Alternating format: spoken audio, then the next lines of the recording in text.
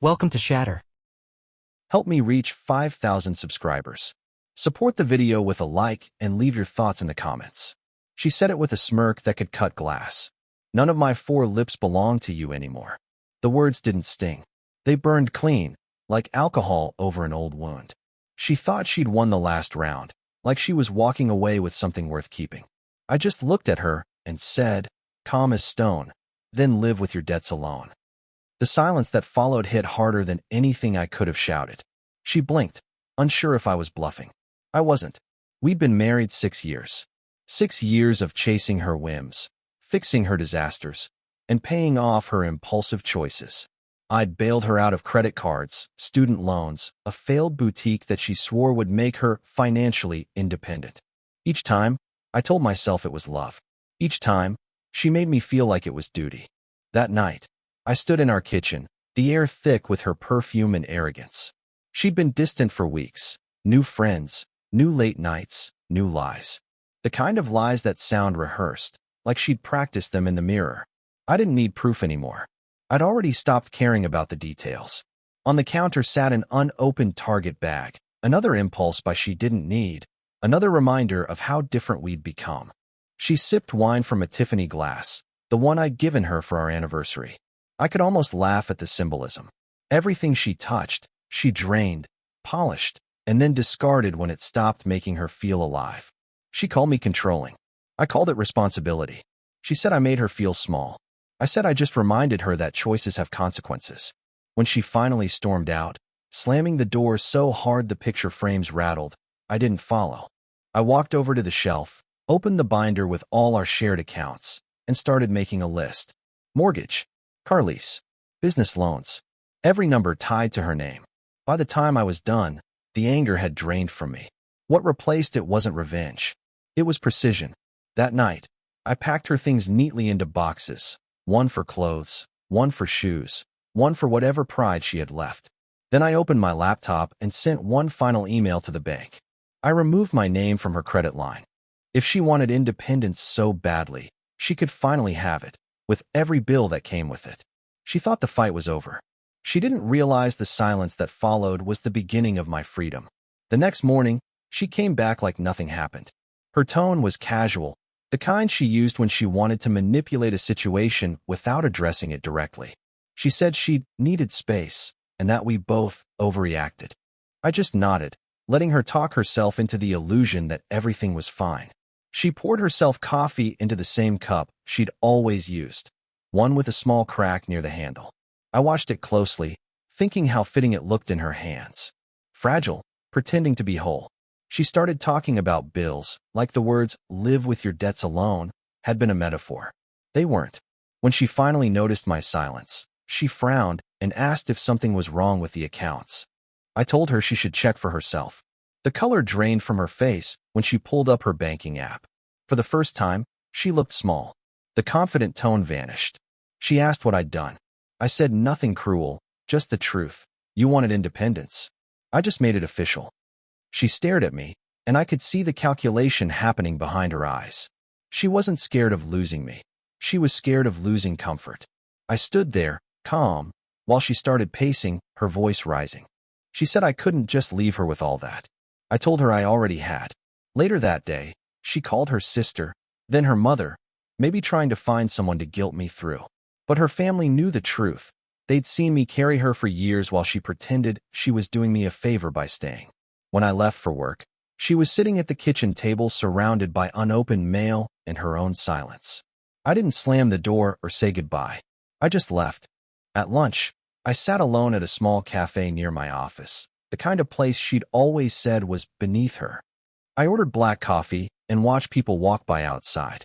For the first time in a long time, I felt something sharp and clean moving through me. Peace. That evening, I came home to find the boxes I'd packed for her untouched. She sat on the couch, eyes red, holding a Target receipt in one hand and a credit card statement in the other. She finally understood what she'd lost. It wasn't me. It was the life she'd built on my patience. And the silence that followed? It wasn't anger. It was her realizing that her last safety net had just cut itself loose. For the next few days, she tried to pretend nothing had changed. She'd still make coffee in the mornings, still scroll on her iPhone at the kitchen counter, still wear the same robe like it meant something.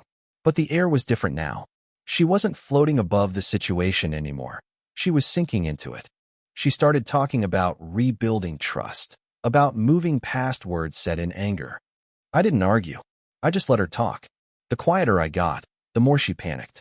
Because silence, when it comes from someone who's done being used, is louder than any fight. That Thursday, I came home late from work. She was sitting on the floor surrounded by papers, bills, overdue notices, a few unopened envelopes she'd been ignoring. She looked up and said, I didn't realize how bad it was. I nodded and poured myself a drink. She said, you can't just watch me drown. I told her calmly, I already did that for years. She didn't speak after that. She just sat there, staring at the pile of debt like it was a mirror. Over the next week, I started noticing small shifts. She stopped wearing her jewelry. She stopped ordering from Amazon every other night. She even started cooking again, something she hadn't done since the first year we were married. I didn't comment on any of it. Change that comes from fear isn't real. It's survival instinct. One night, she tried to start a conversation about us. She said she'd been thinking a lot, that she finally understood how much I'd carried. She said she wanted to fix it, pay back what she owed, and earn my respect again. Her words were careful, like she'd rehearsed them. I told her respect isn't rebuilt with promises. It's rebuilt with silence, consistency, and action. The next morning, she was gone before I woke up. A note on the counter said she was meeting with a financial advisor.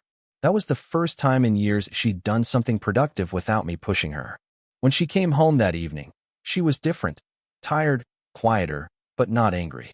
She didn't say much, just started cleaning up her mess, sorting through papers, making calls. I watched her from across the room, not as a husband, as someone who'd finally stopped rescuing her. For years, she treated my loyalty like an ATM, unlimited withdrawals, zero deposits. But that night, she finally learned what happens when the balance hits zero. She began spending her days glued to her laptop, trying to untangle the mess she'd created. Calls with banks, payment plans, spreadsheets, things she'd always called my boring stuff before. I watched quietly as she sat there, biting her lip in frustration, the same woman who once mocked responsibility now drowning in it. At first, I thought it was guilt driving her. But guilt fades. This was something deeper. Fear. The kind that comes when you realize there's no one left to save you. That weekend, she suggested we go out for dinner. Said it might be good for us. I didn't answer right away. Eventually, I said fine. We ended up at Olive Garden, sitting across from each other in the same booth we used to share on Fridays when life still felt easy. But now, even the soft light felt cold between us. She tried small talk, asking about work, my gym routine, anything to fill the silence. I kept my answers short. She laughed nervously and said I was different lately. I told her, no, I'm just done performing. Her smile cracked for a moment. Then she said something that caught me off guard. I always thought you'd never leave. That's why I stopped trying. It was honest. Too honest. The kind of confession that doesn't come from courage but desperation. I looked at her and said, you were right. I didn't leave. I just stopped being yours. After that, she didn't speak again. She just stared at her plate, pushing her food around like she was trying to find her old life under it. When we got home, she went straight to bed. I sat in the living room, the glow of her phone lighting up from the counter. Message after message. Notifications from people who used to circle her when she had money to spend and attention to give. Now, they were silent too. The next morning, she asked if we could start over. I told her I wasn't interested in rewinds. I lived forward now. She didn't cry, didn't shout, just stood there in quiet realization, the same way people stand at the edge of something they can't fix. She wanted to know if there was still a way to make me love her again. I told her love was never the issue. Respect was. And that was gone the moment she thought I'd never walk away. The next week, something in her shifted. She didn't argue anymore. She didn't try to guilt me or provoke me into reacting. Instead, she became quiet, almost fragile. Like the weight of everything she'd done had finally caught up, and for the first time, she didn't have a performance to hide behind. She started getting up early, cooking breakfast before work, cleaning the house. She was trying to rebuild something that wasn't there anymore, trying to fill the silence with movement. But every gesture came too late. I'd already detached. One morning, I walked into the kitchen to find her sitting at the table, hands clasped, a stack of papers beside her. Her voice was low when she said she'd sold her car to pay part of her debt, that she'd canceled all her subscriptions, stopped shopping online, and even took on extra shifts. She said she wanted to fix things, not between us, but within herself. It should have made me feel proud. Instead, it just made me tired. She looked up and asked if I believed she'd changed. I told her I believed she was scared. And fear isn't the same as growth. She didn't argue. She just nodded slowly, eyes glossy but dry. That night, she stayed in the guest room again. I heard her crying softly through the wall, but I didn't move. A few months ago, I would have gone in. I would have comforted her, said something to take away the sting. But this time, I stayed still. Because she needed to feel what it was like when the person you take for granted finally steps out of reach. The next morning, the house smelled like coffee and pancakes.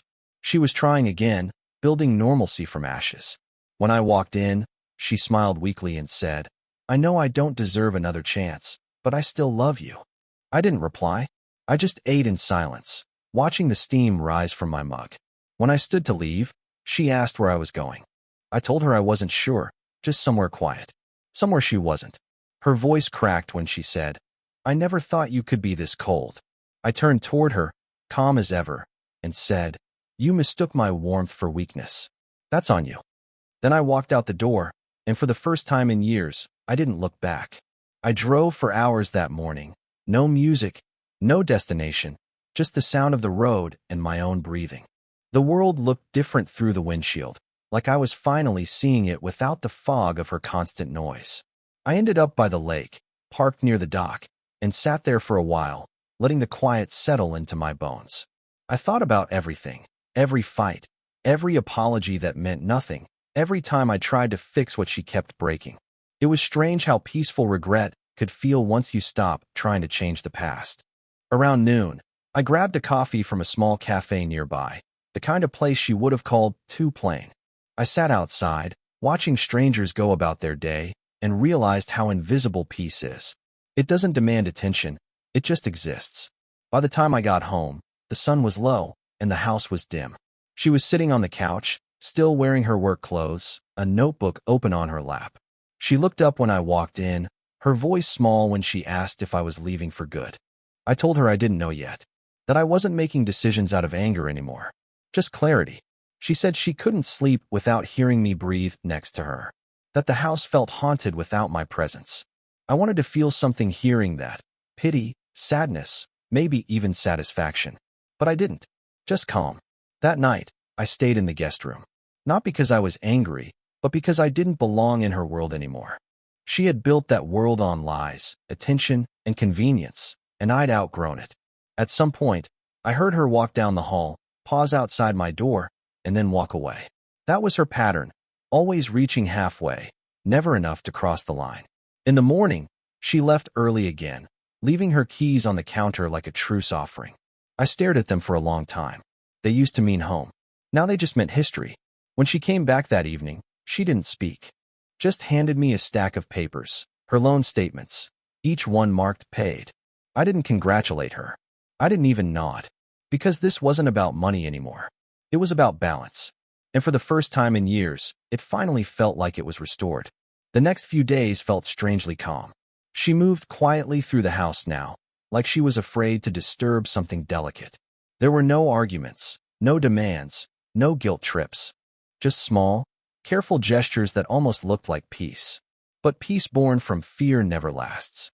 One evening, I came home from work and found dinner already set on the table. Candles, wine, the kind of scene she used to stage for her own reflection, not for us. She smiled nervously when I walked in and said she wanted to talk. I didn't sit right away. I just stood there, watching her try to look confident. She said she knew she'd ruined everything. That she'd been selfish, careless, cruel. She said she'd spent the past month paying off debts, cutting ties with toxic people, learning to value stability. Her words were perfect, too perfect, like a speech rehearsed for sympathy. I didn't interrupt. I wanted to see how far she'd go. Then she said something I didn't expect. "I'm not asking for forgiveness. I just want you to see I'm trying." That almost landed. Almost. I told her change doesn't start with words, it starts with silence. And I'd already learned to live in that silence without her. She looked down, her voice shaking. She said she couldn't sleep, couldn't eat, couldn't focus without wondering if she'd destroyed something that was meant to last. I told her what we had wasn't destroyed. It evolved into distance. After that, we didn't speak for the rest of the night. She went to bed. I sat in the living room, staring at the half-empty glass of wine in front of me. It was strange, realizing how quickly love can evaporate when it's been drained for too long. The next morning, she was gone again, no note this time. Just silence and an open window, letting in cold air. I didn't wonder where she went. I didn't need to. Some goodbyes don't come with words. They come with absence. That evening, when I walked past her empty chair at the dinner table, I didn't feel loss. I felt release. Because she hadn't just paid her debts, she'd finally started paying the price of what she'd done. And the truth is, no number could have settled that balance. Some debts are emotional, and the only currency left is regret. A week passed before I heard from her again. A short message appeared on my phone late one night. Can we meet? I owe you a real goodbye. I stared at it for a while, then typed back, tomorrow, 6 p.m., at the diner. I didn't know why I agreed. Maybe I wanted to hear it for myself, that she finally understood what she'd done. The next day, I got there early. The place was half empty, the smell of coffee and fried food hanging in the air. I sat by the window, watching the rain streak down the glass. When she arrived, she looked smaller somehow, like time had finally started taking from her the way it had taken from me. She sat across from me and didn't speak for almost a minute. Then she said, I've been paying off more than just my debts. I've been paying for my pride. Her voice cracked halfway through. I didn't interrupt. She said she'd moved into a small apartment downtown, sold most of her things, started budgeting for the first time in her life. She said she was learning what it felt like to live without backup, without me. Then she said something that hit harder than anything before. I thought money made me free. Turns out, it was you. I didn't smile. I didn't flinch. I just looked at her and said, freedom isn't what you buy. It's what you lose when you stop respecting it. She nodded slowly, tears collecting in her eyes. She said she missed the version of me who cared. I told her that version only existed because I believed she could be better. She asked if I could ever love her again.